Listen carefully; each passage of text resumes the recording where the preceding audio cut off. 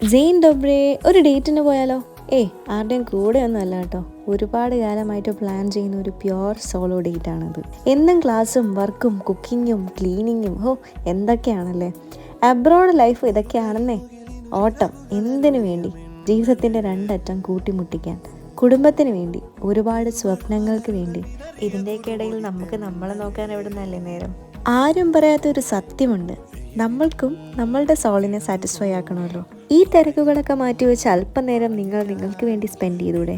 എല്ലാ ഡിസ്ട്രാക്ഷൻസിൽ നിന്നും, എല്ലാ ഡിസ്റ്റർബൻസുകളിൽ നിന്നും കുറച്ചകന്ന് നിങ്ങൾക്ക് ഫേവർ ആയിട്ടുള്ള ഒരു അറ്റ്മോസ്ഫിയർ ചൂസ് ചെയ്യുക.